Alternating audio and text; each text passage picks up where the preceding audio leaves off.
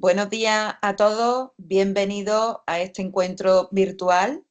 Estamos hoy aquí para hablar del proyecto Vive PBM, que significa vida, significa innovación y significa también aportación de valor en la estrategia PBM. El encuentro de hoy se encuadra dentro del seguimiento de la reunión presencial que tuvimos el 21 de octubre en Madrid. Aquel encuentro presencial trataba sobre todo de las medidas de implantación del ámbito estratégico al ámbito operativo en las estrategias de PBM y además como prioridad estratégica máxima del Sistema Nacional de Salud. Sabéis que en España hay un sistema descentralizado que confiere ciertas responsabilidades a las comunidades autónomas y el Ministerio de Sanidad es el que aplica el acuerdo, el marco de referencia donde tenemos que movernos dentro de la normativa y la legislación, y el marco competencial de la aplicación práctica es de las comunidades autónomas. Entonces, hoy vais a ver aquí representadas a distintas comunidades como Madrid, Galicia, Castilla y León, Andalucía. Daros la bienvenida a todos porque este encuentro va a ser muy enriquecedor y además lo que quiere conseguir es fortalecer la cooperación y, sobre todo, el marco de referencia que tienen distintas comunidades para que en ese diálogo enriquecedor también saquemos conclusiones de ideas que podemos llevarnos para implantar en nuestros centros. Y sobre todo lo que queremos es optimizar los resultados que aquí se van a comentar, disminuir las complicaciones y mejorar la eficiencia en un recurso que no es ilimitado, como sabéis, como es la sangre como órgano diana de nuestros pacientes. Dar las gracias también a SEDISA, a CSL y a Acumen por la colaboración y el hacer posible este evento.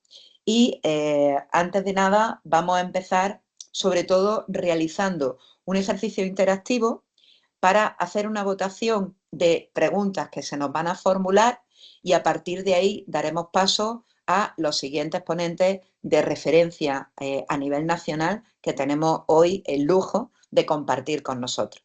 Vamos como tal entonces a hacer la parte del ejercicio interactivo. Vamos a escanear este código QR y vamos a proceder a las preguntas que vienen a continuación.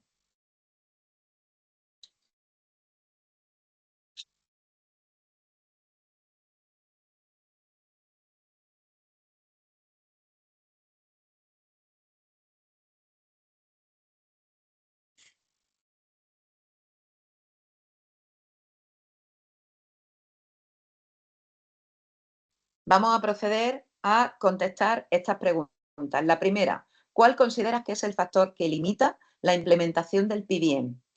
Falta de formación o sensibilización del personal sanitario, escasez de recursos o financiación, falta de liderazgo institucional, escasa integración de datos e indicadores, dificultades en la coordinación interdepartamental. Vamos a proceder a la votación.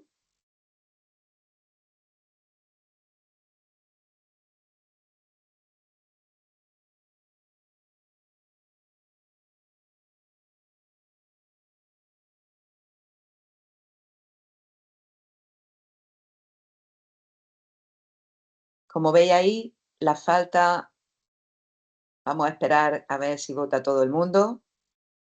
Falta de formación, falta de liderazgo, dificultades de coordinación entre los distintos departamentos o servicios. Bueno, parece que la respuesta que más ha tenido consenso va siendo la falta de formación o sensibilización del personal sanitario. Para eso somos importantes y estratégicos también los que estamos hoy convocados aquí.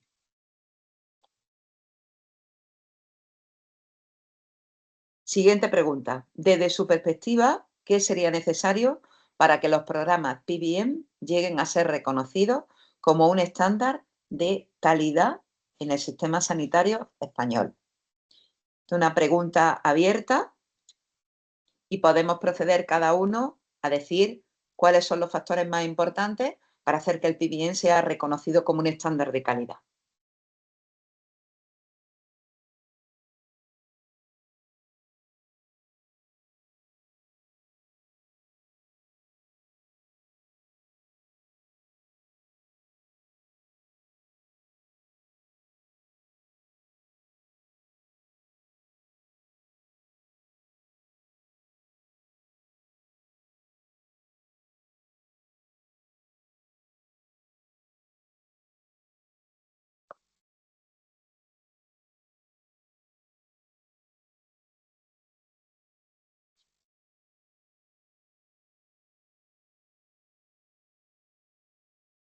Bueno, como veis ahí, salen factores como la implicación de la institución, también salen factores como crear un plan nacional que invite a la instauración, una mayor implicación de las direcciones y gerencias, la formación de nuevo de los profesionales, el consenso y los protocolos, un plan nacional que invita a su implantación, la limitación de disponibilidad de la sangre, hay que conocerla, otro factor muy importante, cuando se valoren resultados positivos, la integración en el Ministerio de Sanidad, factores también muy importantes, difusión e incluirlo en los contratos programas, el papel de los stakeholders, evolución y benchmarking de los indicadores, conocer la importancia de la gestión ineficiente, el liderazgo de los gobiernos, gestión de los canteros de indicadores de obligado cumplimiento, un mayor liderazgo o proactividad de los servicios de hematología,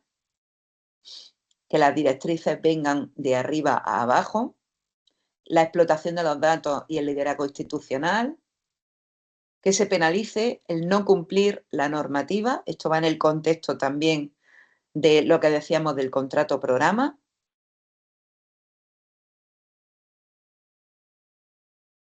reglado legalmente, pactos de gestión, reconocimiento profesional y retribuciones, y ha salido varias veces la formación y el consenso. Estrategia autonómica y contratos programa, de nuevo.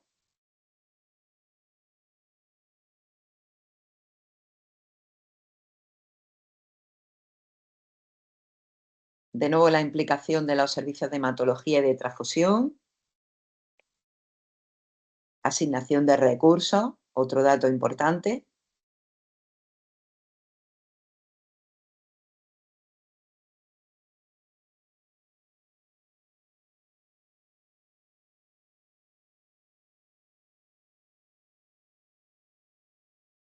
Como veis, distintas medidas, todas complementarias, que van poniendo la relevancia de qué sería necesario para que el PBM tuviera ese reconocimiento como estándar de calidad en el sistema sanitario.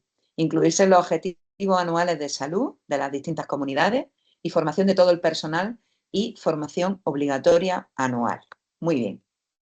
Bueno, pues vamos a la siguiente parte de este encuentro virtual y voy a pasar a presentaros a los ponentes que vienen a continuación, que vaya a ver que sale reforzado el mensaje de las distintas estrategias o iniciativas que hemos comentado para la implantación del PBM. Vamos a dar paso, lo primero, a Manuel Quintana.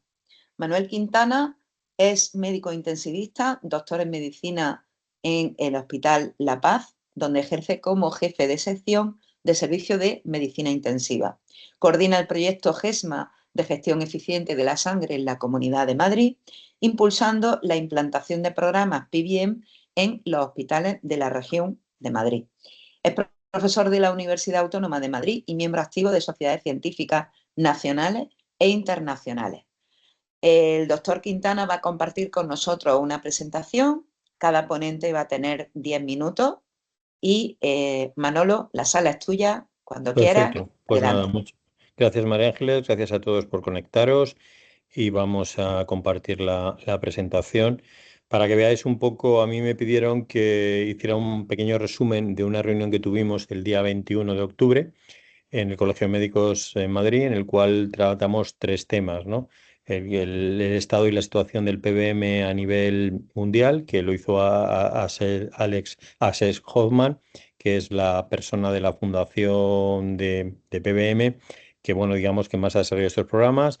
Luego hubo un repaso a la situación en los resultados que hizo Elvira Bisbe, que es la líder del proyecto del MAPI Bien, en el cual muchos de vosotros participan y yo tuve la oportunidad de contar un poco qué es lo que estábamos haciendo en la Comunidad de Madrid, ¿no? En principio, nosotros creo que para introducir este tema hay que tener en cuenta unas consideraciones básicas. Estas consideraciones básicas en relación a la sangre son tres. Uno, que desde el punto de vista epidemiológico, de seguridad y clínico, la sangre circulante del propio paciente es un órgano muy desatendido. Cuando tú haces esta pregunta, siempre todo el mundo piensa en un órgano importante, el corazón, el cerebro, incluso el pulmón, el riñón, pero la sangre casi nadie piensa en ello. El modelo médico para corregir esta situación que podemos considerar hoy por hoy inaceptable son los programas de PBM. Y luego el objetivo terapéutico de este modelo de atención integral multidisciplinario es hacer un cambio, ¿no? Que sería mejorar la salud sanguínea. En esa reunión, el planteamiento inicial era en relación a la necesidad de optimizar las transfusiones, que hoy por hoy esto es una necesidad sanitaria y ya no es una opción. Planteábamos cuatro situaciones, ¿no? Que hay que optimizar el uso de la sangre, que la realidad es que en España no hay un programa nacional de PBM estructurado y homogéneo, que hoy por hoy debería haber una obligatoriedad de tener un rango normativo único, por lo menos en este tema, y que la meta sería conseguir unas estrategias coordinadas entre el Estado central y las comunidades autónomas. Y por eso lo que se trabajó fue esta trayectoria del marco global a la realidad autonómica. Y esto es porque claramente hay un problema, se transfunde muchísimas personas en el mundo. Los resultados, cuando tú los ves así, en grosso modo, te resultan impactantes, tanto en cuanto a volumen de pacientes transfundidos, como volumen de hemocomponentes infundidos, como el coste que supone todo esto y que es un tema que hay que hacer una gran reflexión, ¿no? Entonces, sobre todo hay que hacer una reflexión porque hay normativas mundiales, hay normativas europeas, hay normativas locales y quizás las dos últimas, ¿no? La obligatoriedad establecida por la OMS de la necesidad urgente de implementar los programas de PBM que culminan con este documento de salud sanguínea que se publica en marzo de este año, ¿no? En el cual, aunque está de libre disposición y todo el mundo se lo puede descargar, os resumo con tres aspectos, ¿no? Los objetivos eran integrar los programas de PBM en los sistemas de salud, establecer un sistema de gestión y formación en PBM y promover el conocimiento de PBM para demostrar su valor. Pero si os fijáis, hay tres ítems importantes, ¿no? Tanto en la integración habla de las políticas nacionales, en establecer un sistema de gestión y formación habla de crear un grupo de trabajo nacional y luego para promover el conocimiento, bueno, pues da valor a la implementación de programas locales, ¿no? Las metas son las tres P's y las tres E's. Es el proteger, promover y prevenir y evidenciar económicamente y demostrar el valor económico y dentro de un concepto ético de estos programas, ¿no? Sobre todo con esa idea de que la sangre es la base de datos de salud más completa y que es accesible, ¿no? Y entonces se implementa un cambio de concepto hacia salud sanguínea, ¿no? Al igual que otra salud, la salud materno-fetal, la salud cardiovascular tienen importancia, pues se hace un cambio hacia que la salud sanguínea tiene un gran valor y una gran importancia. El planteamiento que hace es el modelo de COTE realmente, ¿no? En el cual, bueno, pues a partir de unos líderes locales, las organizaciones establecen la necesidad de aplicar estos programas de manera urgente. Luego estos líderes locales impulsan programas sólidos, luego tienen una posibilidad de comunicar los cambios y la efectividad de estos programas de PBM, consigues que lleguen a la dirección para que facilite que la gente se pueda dedicar, los profesionales se puedan dedicar a la implementación de estos programas. Esto dará lugar a una serie de éxitos y al final lo que nos va a quedar es el último punto, que sería que los programas de PBM quedarían anclados en una cultura organizativa, ¿no? La realidad cuál es que en el contexto nacional hay algunas comunidades que tienen algún programa de PBM, pero hay una implantación desigual y sobre todo que se está realizando a diferentes velocidades, ¿no? En Madrid, ¿qué es lo que me pidieron a mí contar? Nuestro proyecto, bueno, pues tiene algunos puntos que nosotros montamos. Nosotros montamos un programa basado en una estructura que se constituyó un grupo operativo, se presentó esa jornada en las direcciones gerencia de los 35 hospitales públicos de Madrid, se estableció una estructura coordinada en la cual hay una coordinación, un líder de proyecto en la comunidad, que en este caso y de momento soy yo, pero luego hay un coordinador GESMA en cada uno de los hospitales que se busca personas que sean referentes de diferentes especialidades o médicos o enfermeras, o de intensivos, de hematología, de anestesia, de urgencias, pero que estén vinculados a la implementación de estos programas. Se potencia o se busca el apoyo de la Consejería de Sanidad. Se establece mediante unas encuestas cuál es la foto de partida, se crea un protocolo de PBM que sea oficial y que sea válido para la comunidad, por eso necesitamos el apoyo de la consejería. Nosotros llevamos por la segunda edición y se hacen jornadas trimestrales para ver cómo va la implementación de estos programas y sobre todo con un ítem plus que es buscar el apoyo a centros que tienen algunas dificultades para implementar, ¿no? Se trabaja en la formación de profesionales y en proyectos de innovación e investigación. Luego la doctora Bisbe presentó resultados, porque el proyecto MAPIBIEN que todos conocéis realmente es un proyecto de resultados más que de estructura, ¿no? Es un concepto un poco distinto a lo que buscamos con la implementación de estos programas en las distintas comunidades autónomas. Los retos es conseguir tener datos. Si no tienes datos clínicos de gestión no vas a hacer nada. Si no tienes el apoyo institucional de las consejerías es muy difícil. Pero hay que tener claro dos cosas. Una, que hay que dar visibilidad a estos proyectos, que estos proyectos tienen que ser homogéneos, que tenemos que ser generosos en la inclusión de todas las especialidades vinculadas a estos proyectos y las categorías profesionales y sobre todo hay que consolidar mediante formación continuada la implementación de los mismos y no quedarse ahí, sino buscar la excelencia mediante proyectos de innovación y de investigación.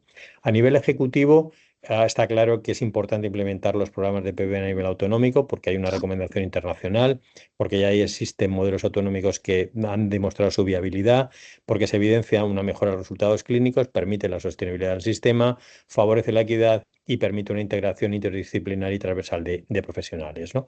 La clave o el escalón de éxito es conseguir un liderazgo, o bien efectivo o bien adaptativo, pero con liderazgo, y hay que ir redimensionando los objetivos a medida que vamos teniendo resultados. Como prioridades para tener éxito autonómico, claramente es el impulso a nivel institucional, el que exista un mandato político expreso, una coordinación técnica con participación de todos los niveles, tengamos indicadores y sobre todo encontrar para que persista la cultura del PBM de manera estructurada que no sea por voluntarismo profesional. Esto hay que buscar una solución a este aspecto. Y como conclusión fue que se ha producido una evolución dinámica en el cambio, se pasa de las estrategias de ahorro de sangre a los programas del PBM y ahora estamos en la fase de la salud sanguínea, que claramente las claves de éxito, las que no podríamos desarrollar estos programas es sin tener un liderazgo, un apoyo institucional, una formación y unos datos compartidos.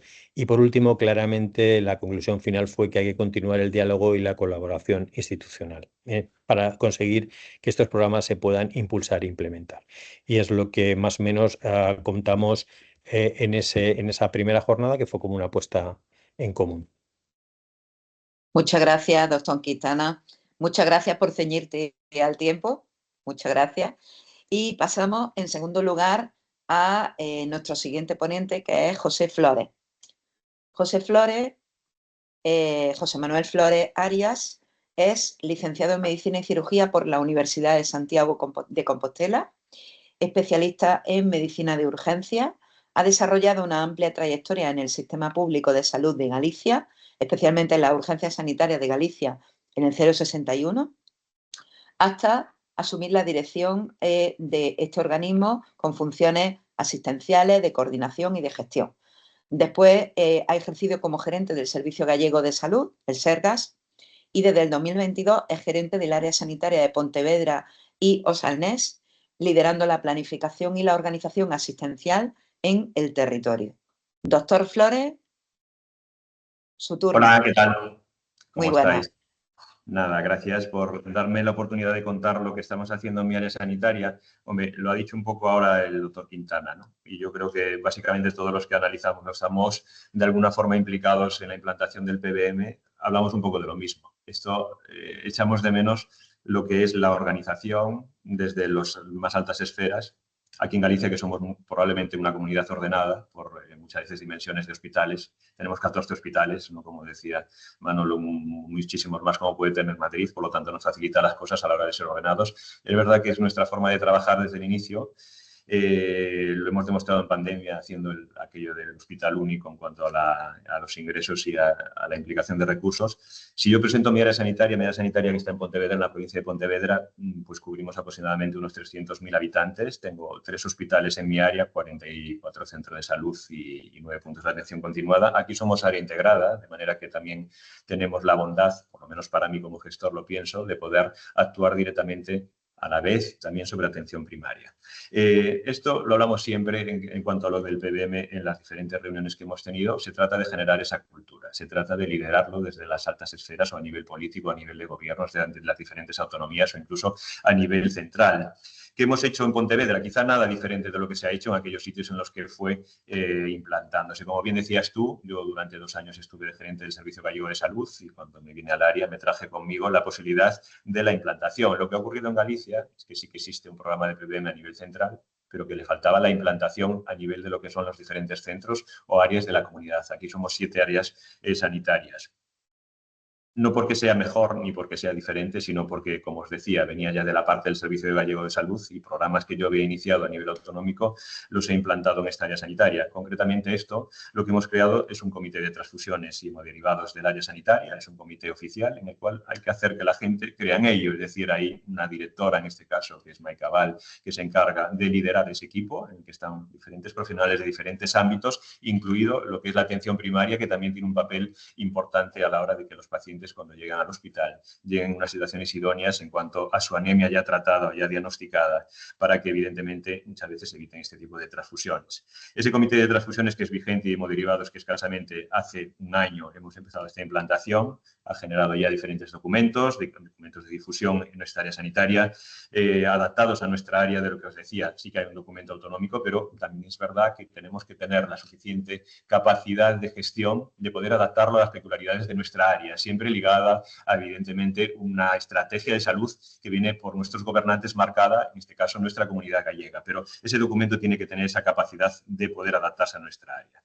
Luego se ha generado otro documento como el protocolo de hemorragia masiva y de hemorragia obstétrica, consensuado con los diferentes intervinientes, más intervinientes, en este caso, que lideran estos protocolos, o el protocolo de optimización preoperatoria. Hemos generado también una consulta que no había, que es una consulta de optimización preoperatoria, en la cual llevamos pocos pacientes, pero ya han sido casi 30 pacientes, que todos ellos, todos, el 100% de los que han pasado por esta consulta, se ha evitado el requerimiento de transfusiones durante sus intervenciones quirúrgicas.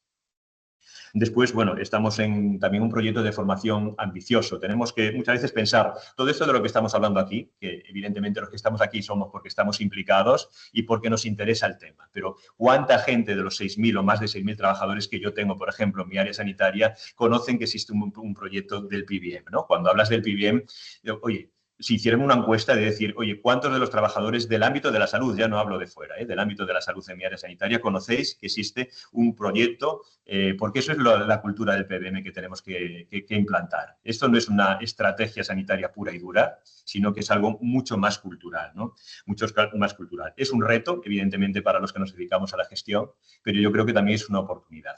Con el PBM, y perdonad mi sinceridad, pero yo, desde que estamos hablando de él, me da esa sensación como que no damos avanzado, ¿no? Es algo en el que todos creemos, pero no sé si por desconocimiento, insisto, de los implicados, o por falta de formación, o por falta de difusión, o por falta de liderazgo, o porque esto es una institución, como digo yo, muchas veces jerárquica, en los que los trabajadores que somos de una institución jerárquica, que no deja de ser una empresa, de forma somera, tendremos que seguir unas reglas que nos marcan nuestros directores o nuestros gerentes o nuestros responsables máximos, ¿no? Y sí que tenemos la tendencia, sobre todo en lo que es la sanidad pública, a que cada uno, dentro del ejercicio profesional, a veces quizá pensamos que podemos hacer lo que queremos. Y oiga, esto es bueno para el paciente. Ha habido otros programas que habréis vivido en vuestras comunidades que no ha habido prácticamente ningún cuestionamiento. Aunque incluso programas tan potentes y que yo he vivido también en primera persona, como la atención al infarto agudo de miocardio que hemos puesto en Galicia, nos ha costado conseguir que los hospitales derivaran a los pacientes para hacer una angioplastia primaria, algo que ahora mismo está evidentemente ya muy superado.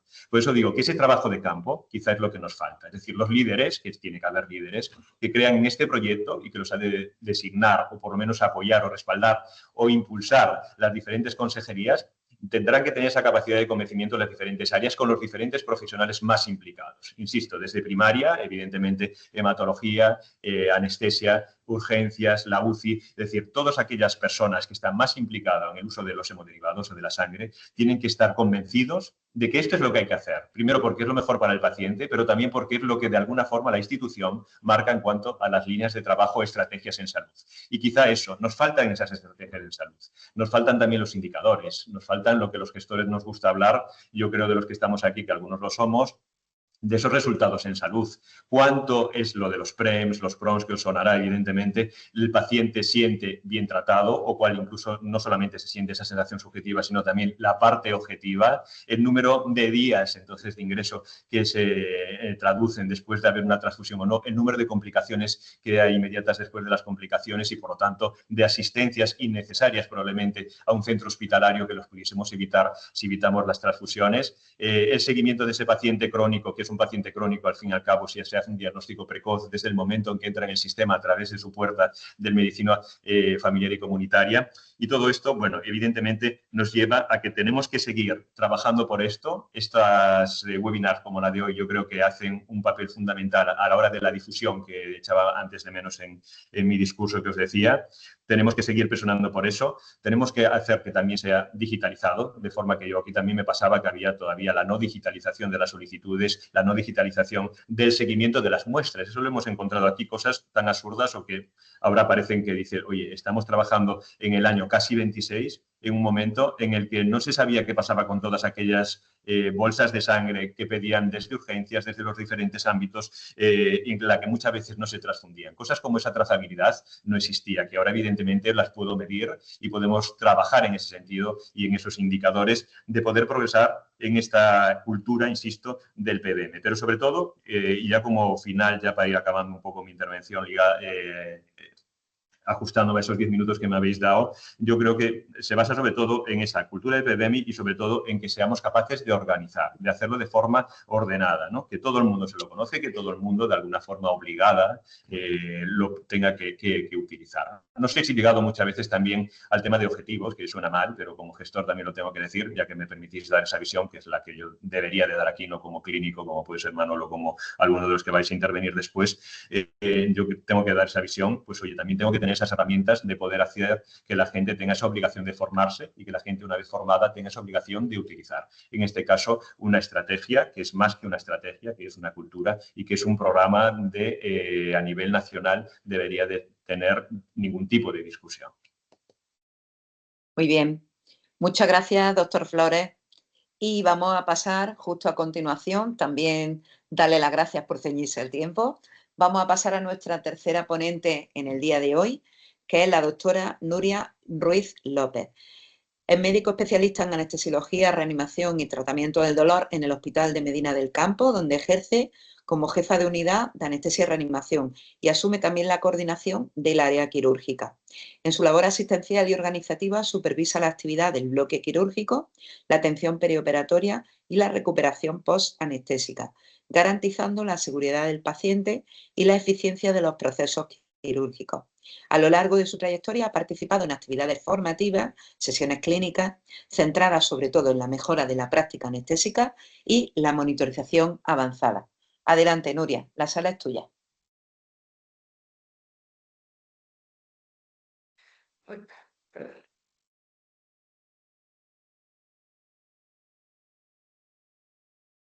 Bueno, muchas gracias por tu amable presentación. Muchas gracias a Serisa y a los organizadores por permitirnos exponer el proyecto de gestión eficiente de la sangre en Castilla y León. Es un proyecto impulsado desde la Junta, desde la Gerencia Regional de Salud, y el proyecto se llama GESACIL, que se lo hemos copiado un poco a GESMA, hay que decirlo todo. Bueno, conflicto de intereses, como casi todos los que nos dedicamos a la actividad asistencial, hemos recibido financiación para asistencia a cursos, congresos, hemos impartido charlas por cuenta de alguna empresa farmacéutica. Vifor es uno de los que organiza esta reunión. Creo que todos lo sabemos, pero la gestión eficiente de la sangre es imprescindible. En primer lugar, segundo y tercero no va por orden de importancia, pero los tres son muy relevantes. En primer lugar, es un recurso escaso. Como vemos en la pirámide poblacional, Nuria, perdóname, ¿Sí? no estamos viendo la presentación. Ah, no, anda, lío. Espera, que me vuelvo. Perdóname. No, le he dado a compartir, pero no me ha hecho mucho caso por lo que veo.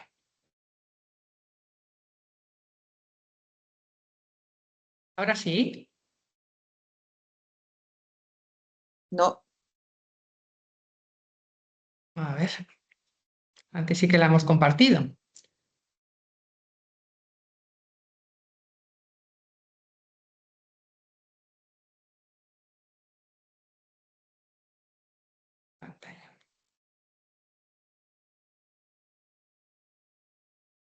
¿La estáis viendo ahora? Ahora sí, Ahora. Nuria. Muchas Perdón, gracias. vale. Pues arrancamos desde aquí. Como digo, la sangre es un recurso escaso porque debido al envejecimiento poblacional cada vez tenemos más receptores y menos donantes. Y esto irá empeorando y hace que no seamos autosuficientes, por ejemplo, en donación de plasma. En segundo lugar, tendemos a pensar que, dado que la donación es altruista, los hemocomponentes, los hemoderivados son gratis, pero el coste de procesamiento hace que la sangre no sea gratis, sino que sea relativamente cara. En tercer lugar, se considera que más del 50% de las transfusiones son inadecuadas o evitables, y esto expone a muchos pacientes a los riesgos de la transfusión. ¿Qué riesgos son esos? Bueno, en la población general lo que más difundido está es el contagio de enfermedades víricas, aunque en la actualidad el riesgo es muy bajo, sin perjuicio de que hay nuevas enfermedades emergentes como el virus del Nilo que pueden suponer un problema extra. La complicación mortal más frecuente en España asociada a las transfusiones sanguíneas es la sobrecarga de volumen. Y luego hay otras muchas como las alergias, las incompatibilidades, pero hay una que casi siempre pasa debajo del radar. Tendemos a pensar que la sangre es como un suero rojo que mejora la hemoglobina, pero en realidad transfundir sangre es trasplantar un órgano líquido y eso provoca alteraciones inmunitarias en el receptor muy profundas que probablemente sean la causa del aumento de infecciones, de mortalidad o de recidiva tumoral, entre otros. O sea que tenemos muchos problemas en relación con la transfusión, pero tenemos un conjunto de medidas que pueden ayudar a mejorar estos problemas. Este artículo de la Anesthesiology, que es la revista de mayor impacto en anestesia, está publicado este verano. Es un subanálisis de los datos de MAP, que muchos conoceréis, incluye a 31.000 pacientes de prótesis de cadera y rodilla de 43 hospitales españoles. ¿Y qué es lo que demuestra? Que aplicando las medidas MAP, PBM y más cuantas más medidas apliques, se reducen las transfusiones en un 89%, la estancia hospitalaria un 23% y las complicaciones de una forma muy significativa, incluyendo las infecciones y las complicaciones cardiovasculares mayores. O sea que tenemos un conjunto de medidas que mejoran los problemas asociados a la transfusión. Estos conjuntos de medidas se relacionan con optimizar el volumen sanguíneo, no solo en la anemia preoperatoria, sino en la posoperatoria, en críticos, en urgencias, en primaria. El segundo pilar es minimizar la hemorragia y el tercero es optimizar la tolerancia a la anemia con medidas que mejoran la oxigenación tisular más allá de mejorar la hemoglobina y también usando umbrales restrictivos y transfundiendo los concentrados de uno en uno. Ya sabemos lo que hay que hacer y esto es lo que recomienda la OMS, revistas con mucho impacto, consensos de distintas sociedades, la Comisión Europea, nuestra sociedad científica y otras muchas que dicen que no programemos cirugía electiva en pacientes anémicos. Hay protocolos de 1000 colores, este se le he cogido también a GESMA, del MAP. O sea, sabemos lo que hay que hacer, pero no lo estamos haciendo. Bueno, estos datos son antiguos, no es la actualidad, 2015. 2015, si veis la diferencia de tasa transfusional en prótesis de cadera, había hospitales que transfundían un 6% y otros que transfundían más de un 40%. ¿Qué significa esto? Pues o bien el que transfunde muy poco está dejando morir a sus pacientes exsanguinados o el que transfunde mucho está sobretransfundiendo y exponiendo a los enfermos a un riesgo innecesario. Dices, esto es 2015. Vale, esto no es 2015. Estos son los datos que nuestra Dirección General de Salud Digital muy diligentemente nos ha proporcionado. Porcentaje de transfundidos en prótesis de cadera en los últimos 12 meses. Están sin ordenar, pero veis, el 14 es un hospital, que es el mío. Tasa de transfusión en prótesis de cadera 1,7%. Como veis, sí que hemos evolucionado, porque es 2025 y respecto a la mejor de 2015, que era el 6%, sí hay una mejora. Pero todavía vemos un hospital que transfunde un 37%. No puede ser. Esto indica que las medidas PBM que se están aplicando se aplican en hospitales determinados porque hay algún líder o algún grupo que tira de ese hospital. Y esto tiene que ser una estrategia aplicada desde la región para que luego, con una estrategia, que forme parte de una estrategia nacional para que ningún hospital se quede atrás. Nuestra comunidad autónoma, Castilla y León, sabéis que es una comunidad autónoma de una gran extensión, que tiene una población con núcleos muy aislados y una baja densidad. Y los hospitales, haciendo una encuesta, nos han dicho que muchos de ellos no tienen protocolos actualizados y, por lo tanto, en vez de protocolos, hacen lo que han hecho siempre, como se hacía el siglo pasado. Los concentrados de 2 en 2, como yo decía, como un modelo Petit Suisse, en los umbrales inadecuados. Y luego había una falta de datos. Todos pensamos que transfundimos lo justo. Solamente los indicadores nos demuestran que eso no es así y necesitábamos una estructura de apoyo centralizada. El SACI, nuestra Gerencia Regional de Salud, con las Direcciones Generales de Asistencia Sanitaria, de Calidad y de Salud Digital, las tres con aportaciones muy importantes, han apoyado la formación de un grupo central multidisciplinar con hematólogos, anestesistas, intensivistas, urgenciólogos, gente del centro de modonación, gente de gestión. Y ese grupo central de GESACIL va a ser el soporte de los grupos hospitalarios, que son los que realmente desarrollan el programa en cada centro. Esos grupos hospitalarios también son multidisciplinares y crean una red de referentes y a su vez se generan unos indicadores que hay que seguir. El plan de acción se va a hacer a corto plazo. Desde noviembre de 2025, que hemos tenido la primera reunión, a junio de 2026, planteamos que se van a implantar protocolos, se pueden adaptar, pero son modelos comunes para todos los hospitales. Se van a dar sesiones clínicas generales y específicas en servicios claves. Se formará a los residentes en los protocolos PBM. Los indicadores se van a difundir a las gerencias y a los servicios y se harán auditorías para asegurarnos de que los papeles no solo están, sino que se cumplen. Y me vais a permitir la osadía, como profesional fundamentalmente desde la perspectiva asistencial, de lo que puede ser de valor si usted es un directivo regional o nacional.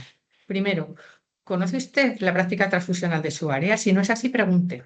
Si no tiene una política PBM desarrollada, busque centros o servicios con liderazgo y coordine y facilite las actividades de un grupo central.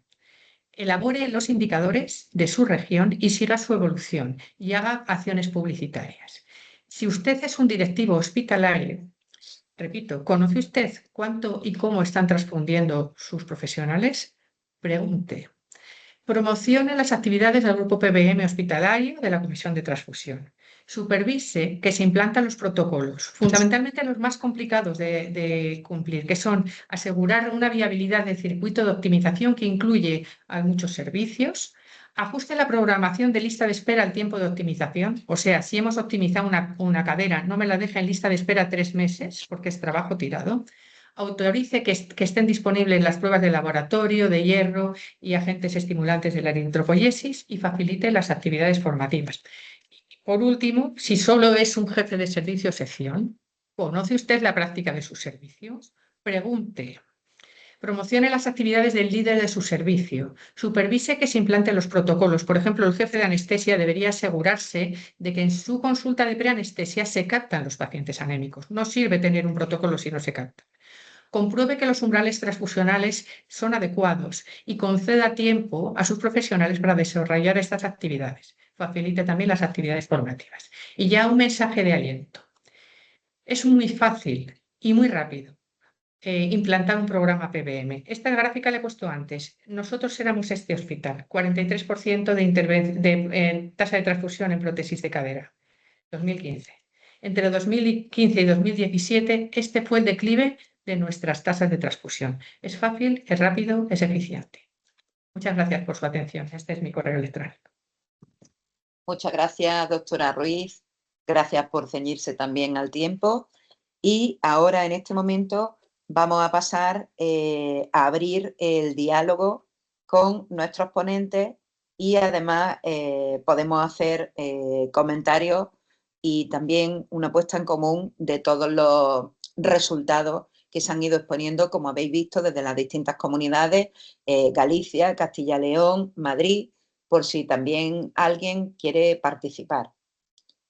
Y damos la palabra también al público para que, si queréis participar con alguna pregunta, pues este es el momento del diálogo que vamos a tener entre todos, que seguramente también será la parte más rica después de las brillantes exposiciones que han hecho los tres ponentes. ¿Preguntas desde el público o alguien que quiera hacer algún comentario o alguna sugerencia?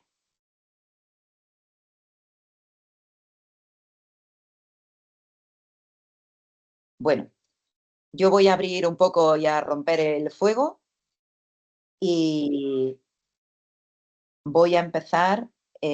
Como veis, están poniendo en nuestro chat que también se pueden incorporar las preguntas en el chat que tenemos en la herramienta Teams, ¿vale? Bueno, ¿cuál pensáis dirigido a los tres? ¿Cuál pensáis que es el papel y la responsabilidad?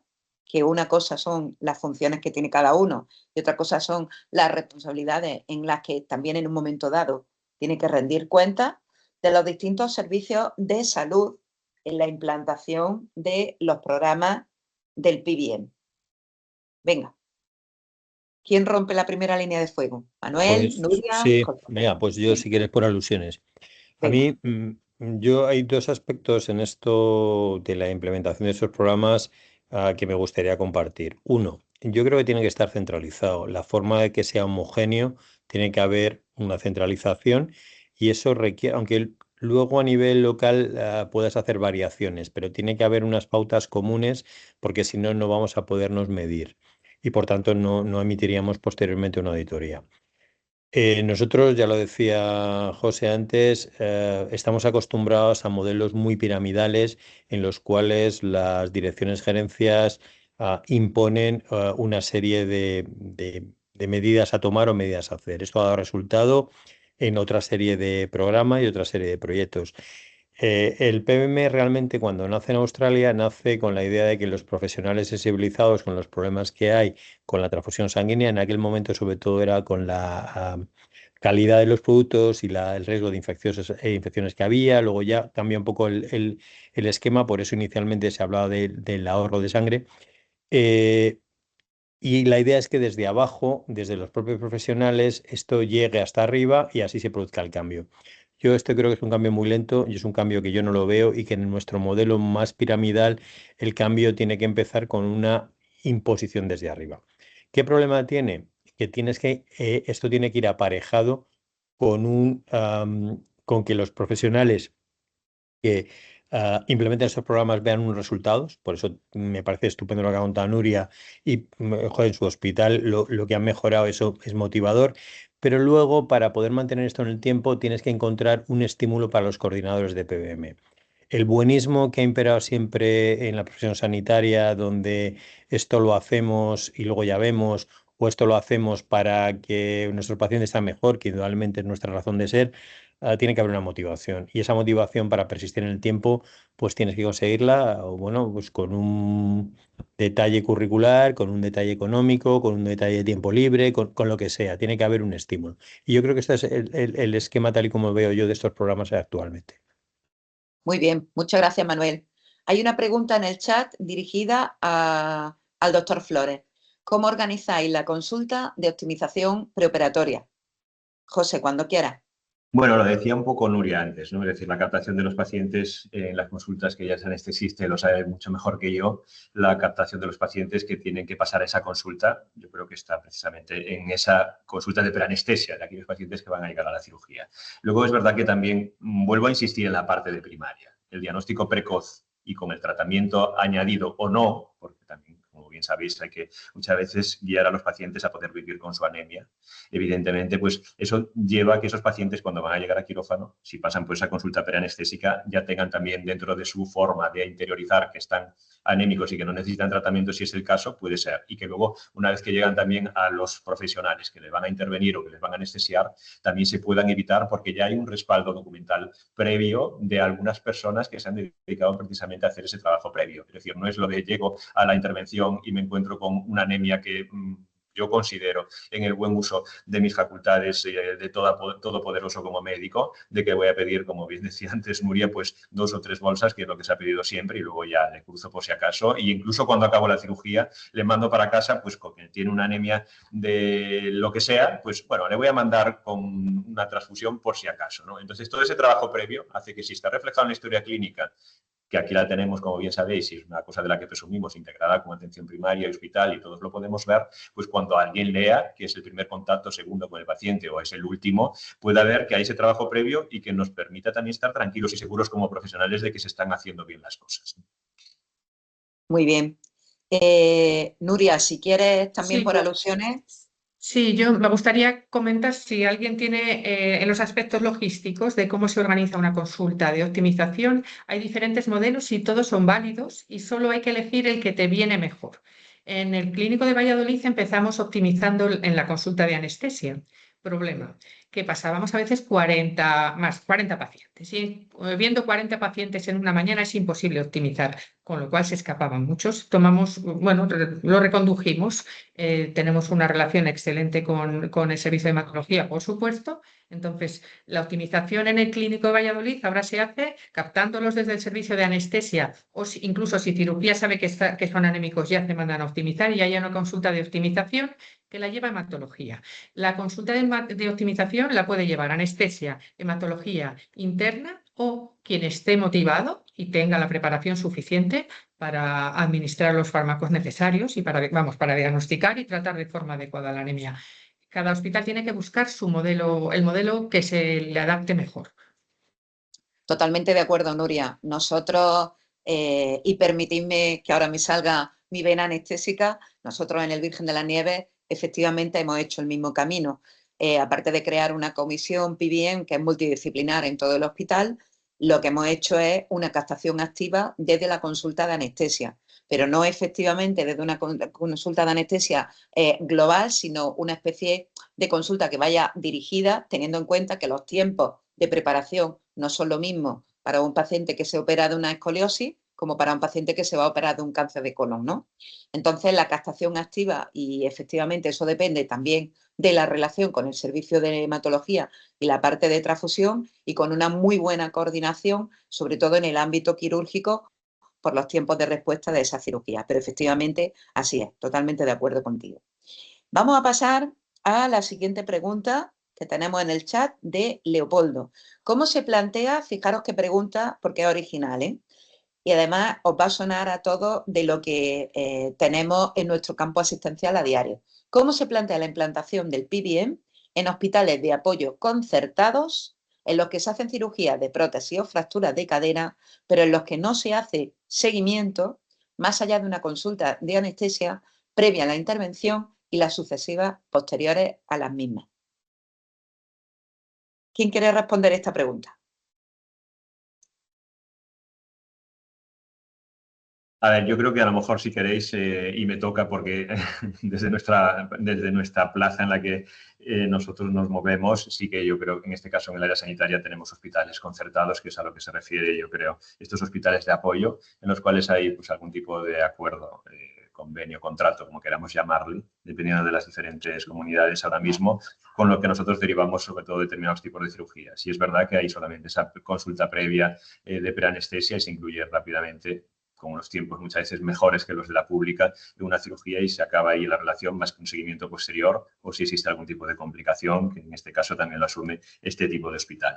El secreto está en la coordinación con el hospital público de referencia, yo creo. Me refiero que es verdad que si esto existe, la consulta debe ser única por área sanitaria. Claro, yo os propongo aquí también mi visión, que ya os decía antes, que a lo mejor es diferente de la de otras comunidades, porque aquí somos área sanitaria y de alguna forma somos todopoderosos en cuanto a la gestión del área en conjunto, tanto privada como pública. Los hospitales privados que están conveniados con el Servicio Gallego de Salud en mi área sanitaria trabajan de la misma forma que nosotros, ponen las mismas prótesis que nosotros, tienen el mismo depósito, es base, el sistema público le compra y les facilita las prótesis y por lo tanto la relación es mucho más estrecha y casi funcionan, no estrictamente, pero casi funcionan como un hospital público más. Por eso digo que la consulta probablemente esta de optimización o de lo que es el protocolo, en este caso es perfectamente entendible que pueda abarcar también al hospital que está siendo de apoyo, ¿no?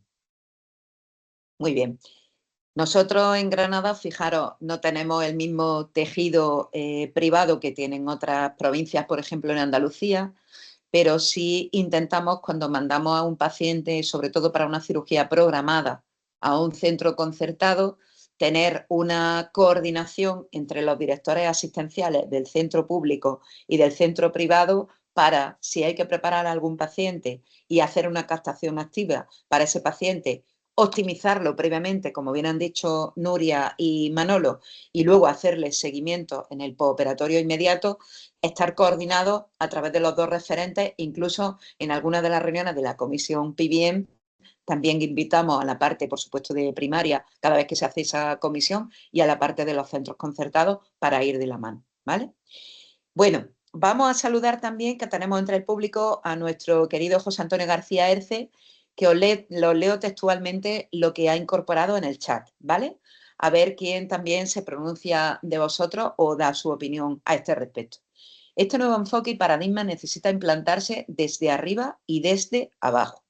Se precisa tanto que haya profesionales como Nuria y Manolo creando grupos, protocolos, guías y consiguiendo resultados, como es necesario que el Ministerio nombre y cree la Autoridad Nacional del SOJO del 2024 y una Comisión Nacional PBM con informes e indicadores nacionales, regionales, locales y profesionales. Por desgracia, actualmente el Ministerio aparentemente no tiene interés ni preocupación, como prueba consultar su web, ni ha convocado en 2 años y medio la Comisión Nacional de Hemoterapia, última vez tras 12 años solo por el plan de plasma, el PENAP. A ver, ¿quién quiere pronunciarse o dar su opinión a este respecto?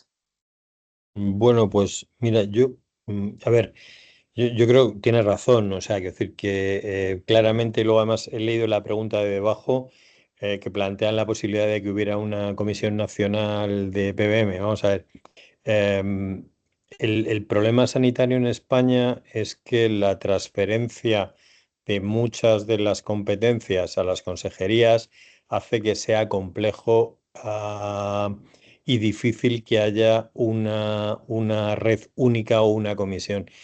Si me preguntas mi opinión asistencial y clínica, pues sería lo lógico. Lo lógico es que hubiese una comisión, no sé si diría interterritorial, pero que hubieran representantes de los programas de PBM de las distintas comunidades, que se establecieran programas homogéneos, se determinaran indicadores, que se determinaran, bueno, pues qué resultados se van a considerar óptimos, cuáles no. Es decir, que la lógica te dice que esto debería ser así. La realidad, pues la realidad es que lo veo muy complicado ambas dos cosas, ¿no? Yo creo que estamos haciendo ahora un acercamiento al ministerio, aprovechando que la ministra debería entender lo que es el PBM. Eh, no sé si vamos a tener éxito o no vamos a tener éxito. Yo tiendo a ser muy poco optimista con mis relaciones con los políticos, pero entiendo que si no te pones con ellos no vas a conseguir nada. De todas formas, como decía finalmente Nuria, un canto al optimismo. Cualquier programa que implica un cambio cultural son 17 años. O sea, quiero decir que tampoco hay que desanimarse, pero es cierto que yo creo que fortaleciendo el planteamiento de las distintas comunidades, el siguiente paso es abordar la cuestión interterritorial y de comunidad. Yo creo que tendría que haber un consejo o un comité, no sé cuál es la palabra correcta, de PBM, que fuera interterritorial. Pero daros cuenta que hablamos, no sé si recordáis un poco el mapa de colores que pusimos de España. Hay comunidades que todavía no tienen, no es que no hayan arrancado, es que yo creo que esto del PBM ni les ha llegado, ¿no? Y me consta que algunas comunidades del norte de España lo primero que han preguntado es: ¿y esto para qué vale? ¿No? O sea, que nosotros estamos hablando de sitios donde vamos arrancando, donde vamos haciendo cosas, donde intentamos progresar, pero hay algunas que todavía no han arrancado. Entonces, yo creo que sería bueno que hubiera una comisión interterritorial y me parecería correcto que el ministerio se implicase en montar esto, ¿no? Yo creo, Manuel, que como tú bien has dicho, tenemos que aprovechar la oportunidad y efectivamente la ministra debe saber, debe conocer la importancia del PBM. Y si bien, como decía Nuria, puedes contar criterios de eficacia, calidad y seguridad, lo más importante es que no tenemos recursos ilimitados, o lo más importante, como decía Nuria, es el coste socioeconómico de malgastar un recurso como la sangre.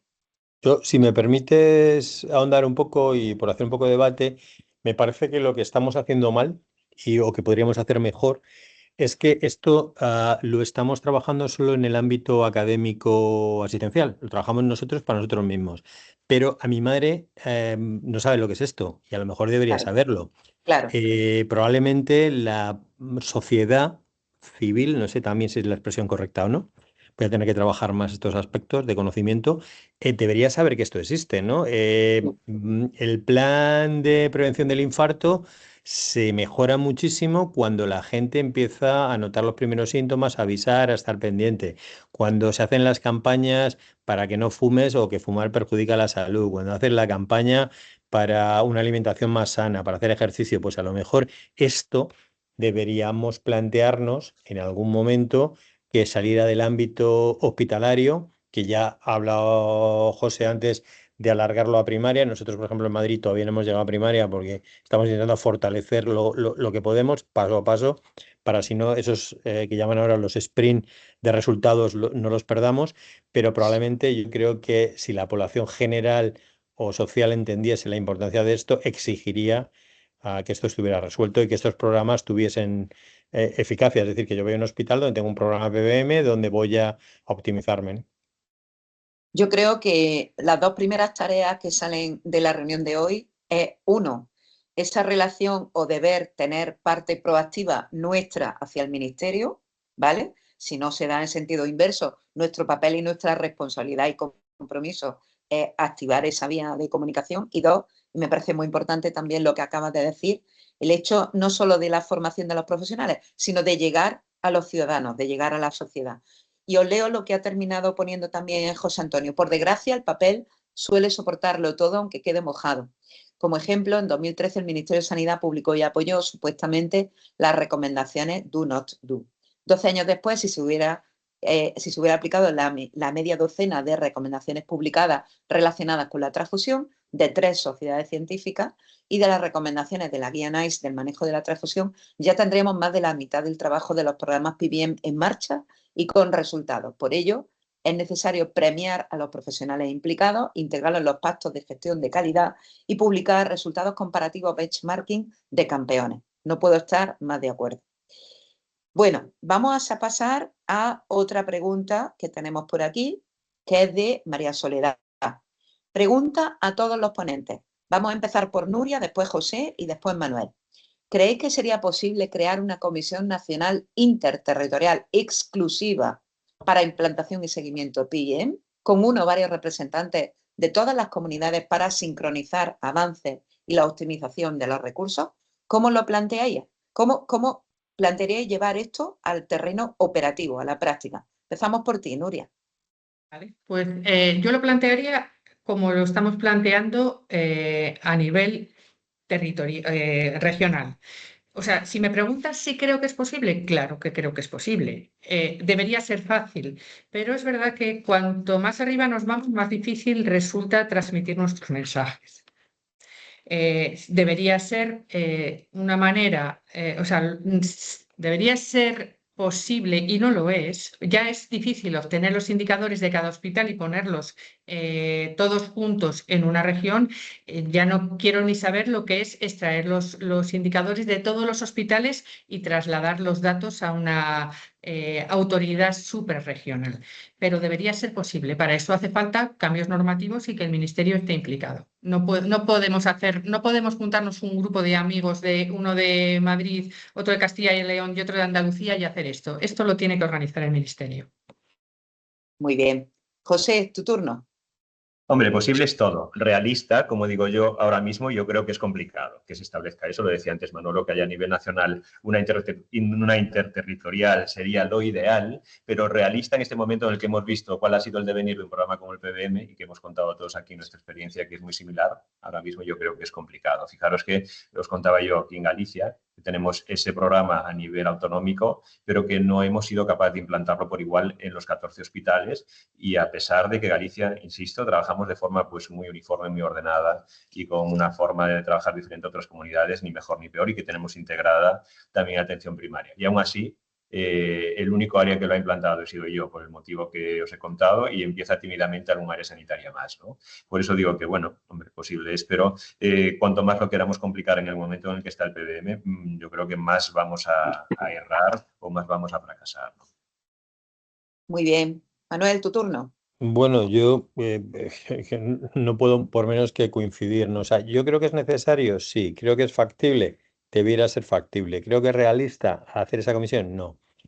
Yo creo que partimos de un modelo que tiene que cambiar. No sé si nosotros podemos cambiar el modelo de funcionamiento del ministerio, pero claramente el ministerio tiene que implicarse, pero las consejerías de sanidad tienen que implicarse también. Entonces tiene que haber una relación fluida entre las consejerías y el ministerio, que a tenor de otra serie de proyectos estamos viendo que esto no es así, no hay una relación fluida, ¿no?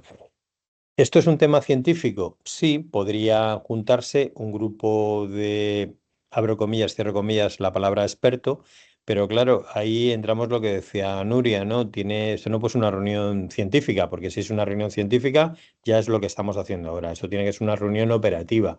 Y para ser una reunión operativa tendrías que tener un nombramiento por cada una de tus consejerías y el ministerio tendría que aceptar esas reuniones. En principio, este es un tema blanco, es un tema que se puede hablar sin problemas. O sea, aquí no hay tendencias políticas, ¿no? Es decir, la implementación de los programas de PBM es bueno, los resultados son buenos para los pacientes, en términos económicos es bueno, el coste de la implementación de estos programas no es tan alto, o sea que realmente todo estaríamos de acuerdo. En principio, esto no debería ser un problema y debería estar facilitado. Si lo vamos a ver, pues no lo sé, pero si no lo peleamos tampoco lo vamos a conseguir. O sea, yo sí que estoy en pro de intentar, pues apoyándonos en SEDISA o algunas organizaciones de calidad asistencial y de gestión asistencial, pues que esto pudiera llevarse a cabo, ¿no? Totalmente de acuerdo.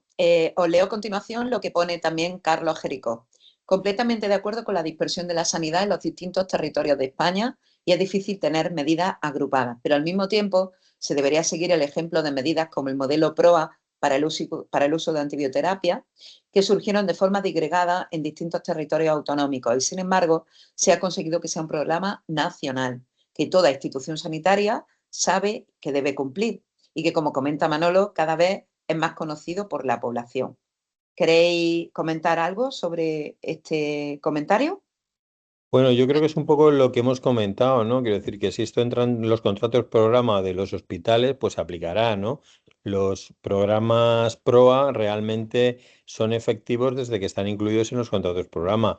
El momento que el ministerio haga igual que hace una neumonía cero o una bacteriemia cero con Z, pues una transfusión casi cero con Z, pues probablemente le estará dando relevancia e importancia, ¿no? Lo que no sé es cómo se consigue eso, porque yo llevo intentando echar correos para que me reciba una persona del ministerio próximo a la ministra, a la cual de mi época anterior de la vida conozco, a ver si me puede escuchar y no lo consigues. Entonces, eso yo creo que ya no es que un profesional, por más o menos contactos que tenga, le reciban, sino que tendrá que ser alguien de vosotros, de SEDISA o de alguna sociedad científica así, porque yo también voy por mi sociedad científica, la de intensivos, pero aún así ni puñetero caso. O sea, que decir, que no sé cómo se llega al ministerio para que te escuchen para esto, porque una vez que te escuchen, esto es bueno. O sea, que decir que no debería ser un problema, ¿no? Totalmente de acuerdo, Manolo, pero además, como somos los anestesiólogos, que antes de abrir el agujero de la tráqueo al paciente, tenemos un plan A, un plan B y un plan C en una vía difícil. A lo mejor hay que intentar otro camino también, como tú dices, ¿vale? ¿Alguna otra vía alternativa? Os leo una pregunta de Ana Kerguelen. Pregunta para la doctora Ruiz. Felicitaciones por los resultados. Si tuviera que decir el elemento más clave, supongo que habrán sido muchos para conseguirlo, ¿cuál ha sido? ¿Se han establecido líderes del PBM por hospitales en las distintas provincias? Vale. Los resultados que he presentado son de un solo hospital, los que he presentado entre el 15 y el 17, y la manera de hacerlo fue de servicio en servicio de los servicios que más transfundían, porque gracias al programa MAP teníamos indicadores que son imprescindibles para saber dónde estamos y qué es lo que tenemos que mover.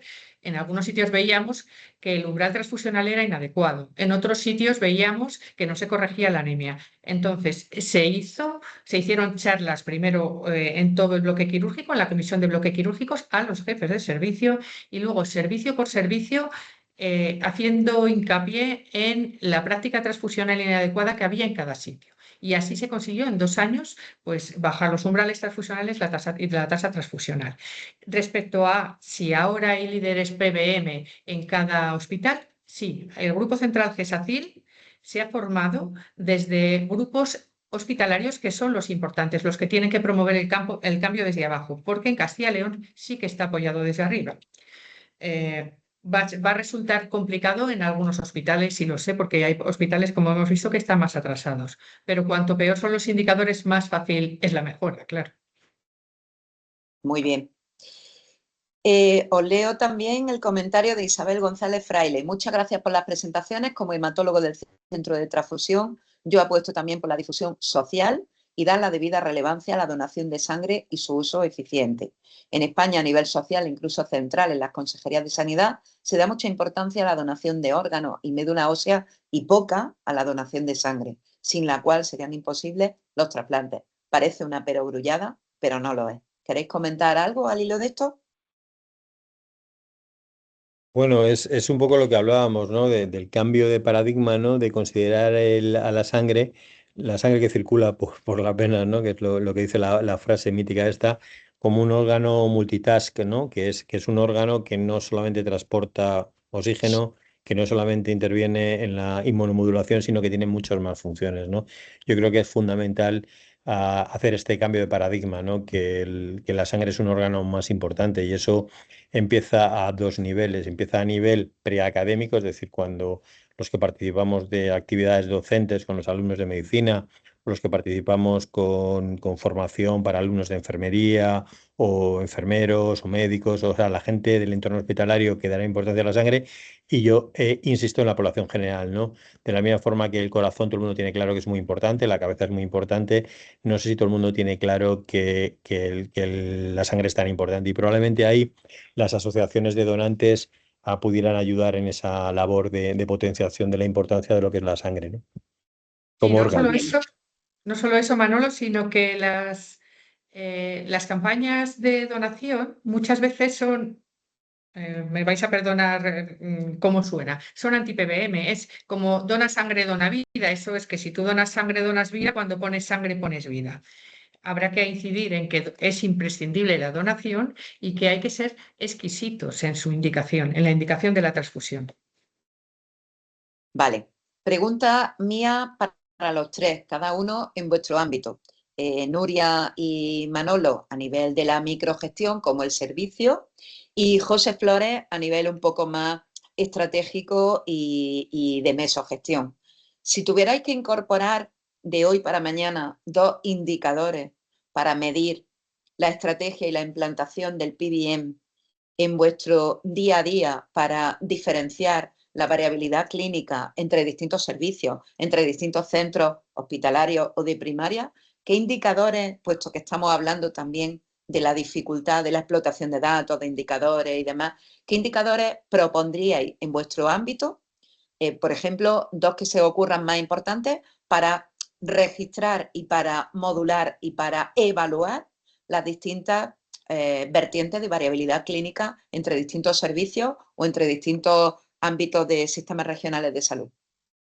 Yo, si me permites, voy a decir tres. El primero y fundamental, la tasa transfusional por procedimientos, que sale, no, bueno, a mí me parece imposible, pero lo saben hacer los que lo saben hacer, y es cruzar el CMBD, sacar Claro. los códigos TIE de los procedimientos con el programa de transfusiones que en Castilla y León es Delfin, no sé si es en toda España.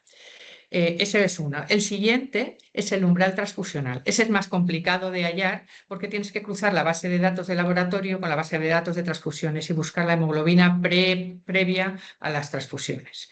Y el tercero es la tasa de anemia preoperatoria, o sea, cuántos pacientes se operan con anemia, o sea, cuánto nos estamos saltando los protocolos. Tres, doy, no dos.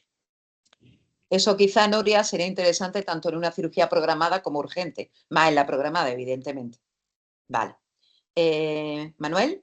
A mí me parece que en esto volvemos a demostrar lo que yo siempre choco, ¿no? Que es que hablamos de pacientes quirúrgicos, hay más pacientes que no son quirúrgicos. Entonces, probablemente la clave no solamente está en buscar qué indicadores, sino en seleccionar qué patologías, ¿no?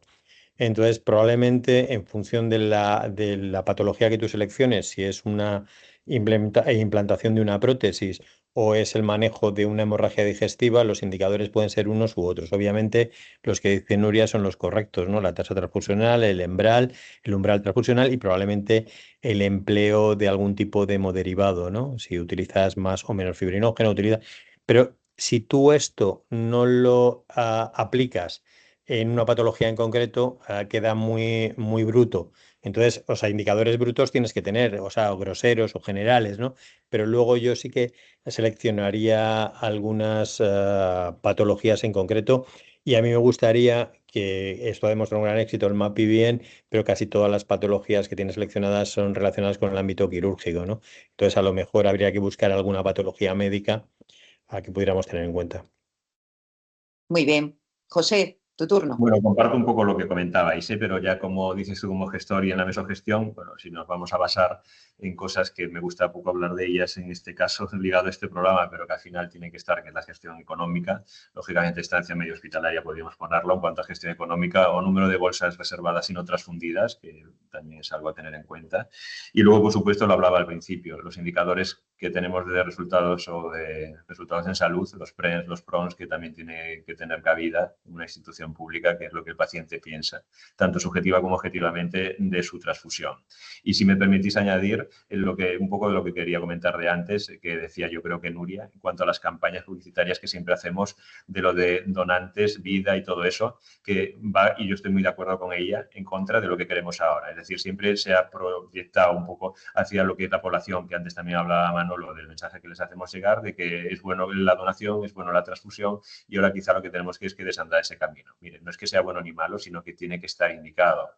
Y yo, en eso, cuando presentamos aquí en Pontevedra nuestro programa y la prensa hizo eco de ello, sacaron un titular en el que decíamos, o yo decía en la presentación que hicimos para todo el mundo, el número de transfusiones que no deberían de haberse hechos o que hubieran sido evitables, ¿no? Entonces, bueno, pues la evaluación recibió ese titular, pero después hubo algunas llamadas de algún compañero de gestión aquí de Galicia que nos decía, ¿cómo dices eso? Es que vais a alertar a la población de que estamos haciendo las cosas mal, ¿no? Pues sí, pues estamos haciendo las cosas mal.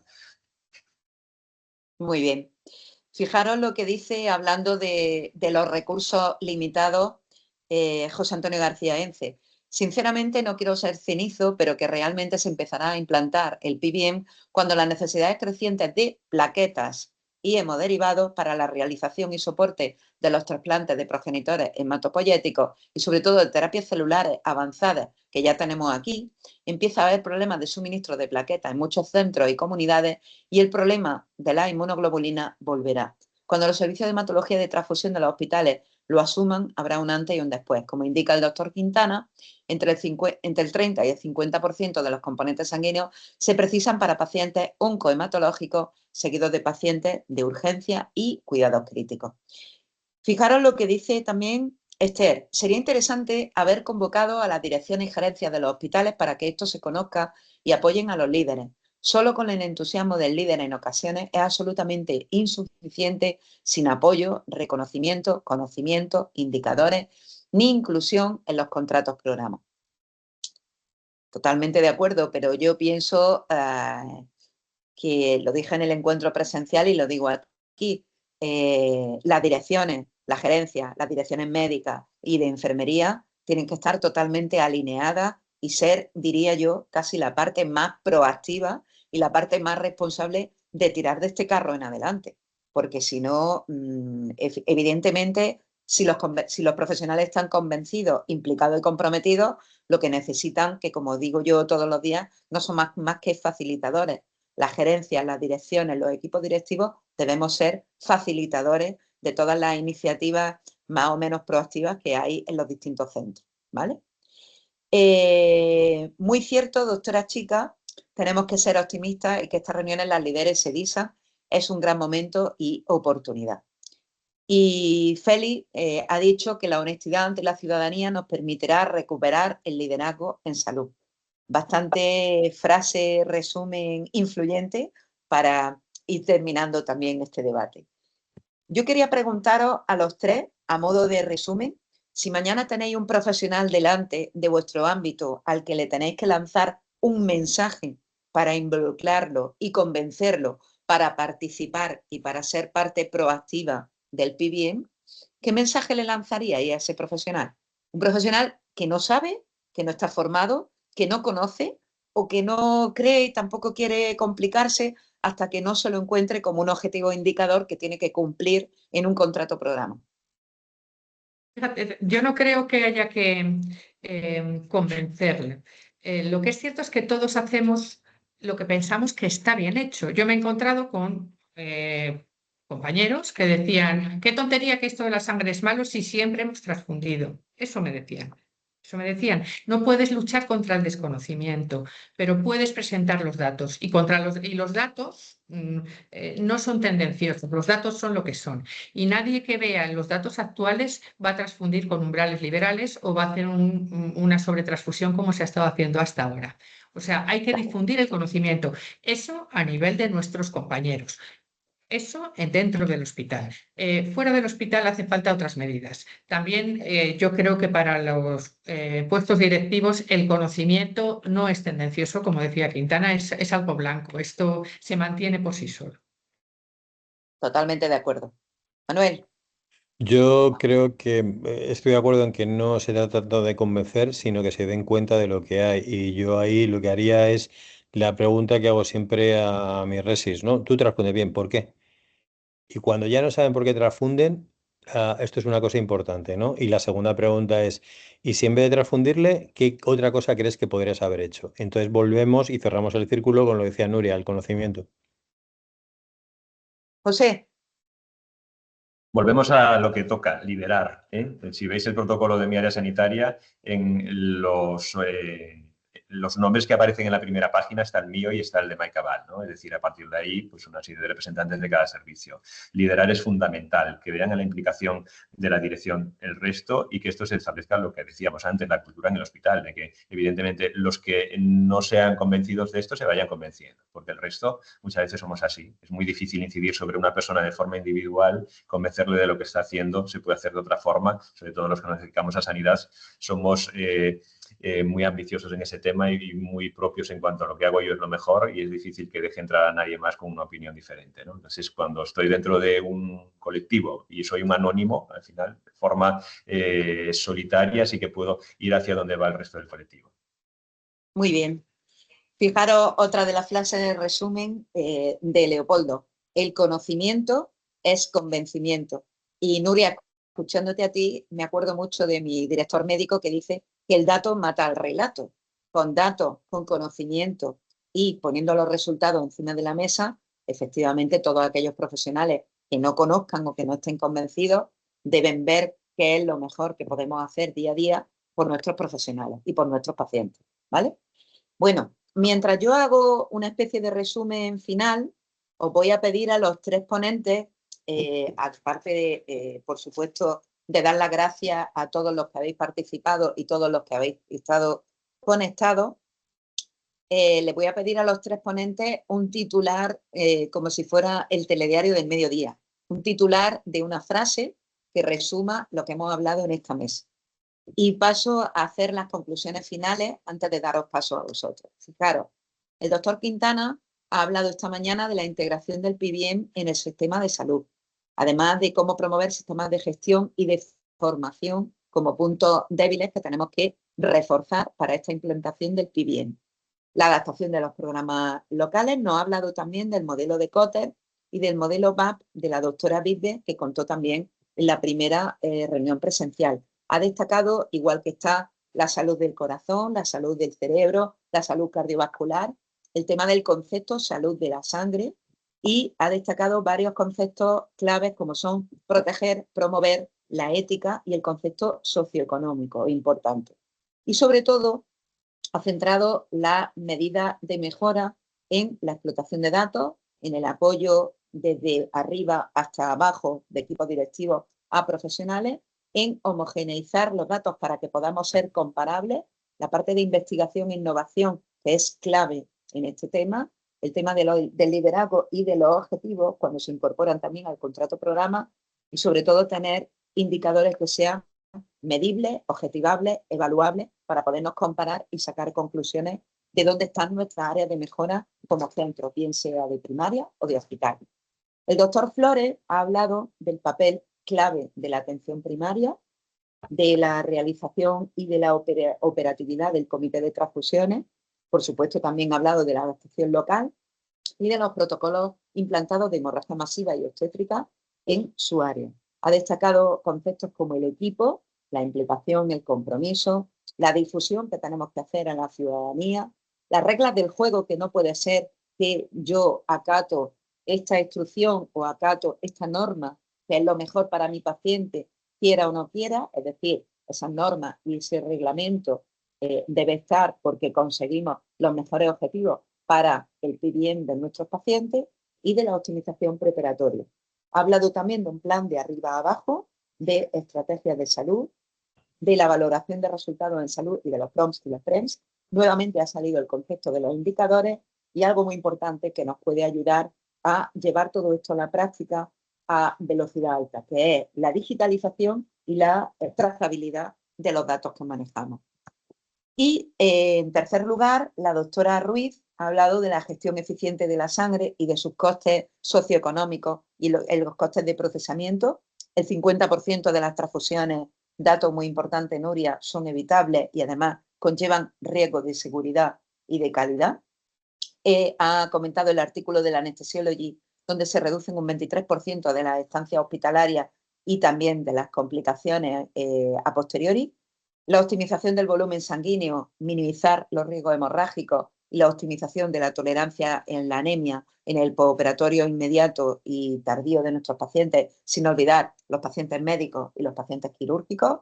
La estrategia nacional global y el concepto de liderazgo y, sobre todo, papeles clave en crear una red de referentes tanto por comunidad como en el territorio nacional, utilizar los mismos indicadores que también sean explotables y que nos permitan compararnos y una serie de grupos a nivel hospitalario que además sean equipos multidisciplinares.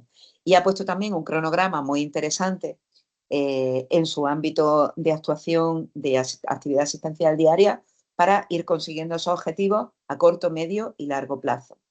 Yo me llevo 2 tareas desde SEDISA en los que creo que deberíamos ser bastante proactivos y, como bien ha dicho el doctor Quintana, pues, y ya hemos comentado, si no podemos utilizar un camino, pues utilizar caminos alternativos para conseguir ese fin. A veces el camino, la distancia más corta entre 2 puntos es la línea recta, pero a veces tenemos que hacer una línea curva y dar la vuelta y volver al mismo punto. Pero eso no significa que no podamos conseguirlo y todos los que estamos aquí implicados y comprometidos, tenemos que conseguirlo. Uno, la tarea del engrase ministerio y cómo acceder hacia él y el papel clave que tienen el ministerio y las distintas consejerías de las comunidades autónomas. Y otra, hacer una norma o hacer una estrategia de llegar a nuestra sociedad, llegar a nuestra ciudadanía y que sepan el papel clave que tiene el concepto ese tan bonito que hemos dicho de la salud de la sangre.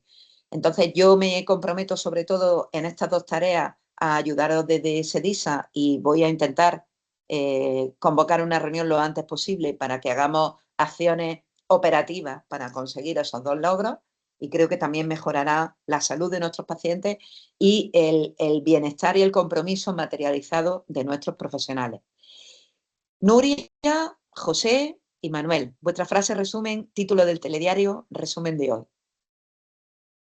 Bueno, yo he escrito: el liderazgo del Ministerio de Sanidad y las consejerías autonómicas se demuestra imprescindible para la implantación homogénea de proyectos de gestión de sangre.